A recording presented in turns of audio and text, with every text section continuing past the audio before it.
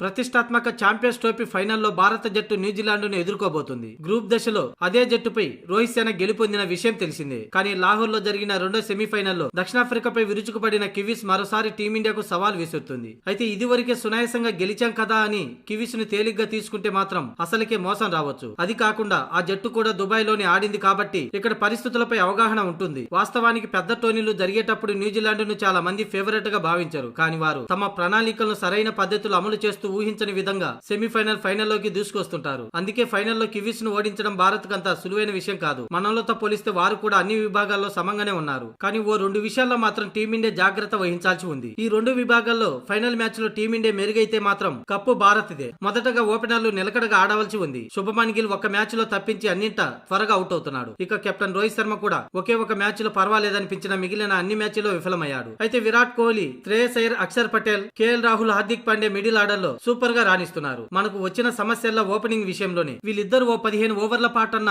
Wicket నష్టపోకుండా ఆటను కొనసాగిస్తే భారత్ కు తిరిగి ఉండదు. ఒకవేళ ఈ ఇద్దరులో ఒక్కరైనా 20 నుంచి 25 ఓవర్ల లోపు క్రీజులో ఉండగలిగితే ఫైనల్లో టీమిండియాకు ఇక తిరిగే ఉండదు. ఆ తర్వాత వచ్చే బ్యాట్స్మెన్లు సులువుగా స్కోర్ బోర్డును ముందుకు తీసుకెళ్లే అవకాశం ఉంటుంది. ఇక మరో రెండో సమస్య ఏంటంటే మనకంటే న్యూజిలాండ్ ఫీల్డింగ్ చాలా గొప్పగా ఉందనే చెప్పాలి. దాదాపు ఆ జట్టులో అందరు ఆటగాళ్లు కష్టమైన క్యాచ్లను కూడా ఈజీగా పట్టేస్తుంటారు. ఈ విషయంలోనే టీమిండియా మెరుగవ్వాల్సి ఉంది. ఇలా ఈ రెండు విభాగాల్లో టీమిండియా రాణిస్తే ఇక ఫైనల్ సునాయాసంగా గెలిచే అవకాశం ఉంది.